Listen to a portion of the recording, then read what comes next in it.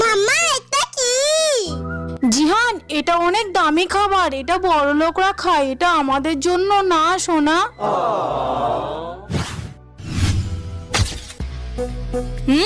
Heavy খেতে।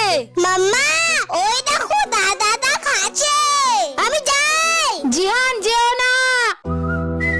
দাদা আমাকে একটু খাবারটা দেবে?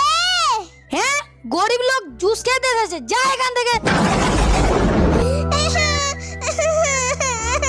তোমাকে বললাম যেও না। দেখি আমার কাছে ক টাকা আছে। ঠিক আছে জিহান, তুমি এখানে বসো, আমি এক্ষুনি আসছি, কেমন? এই দেখো আমি কি এনেছি। ও ওয়াও, থ্যাংক ইউ। পানি পানি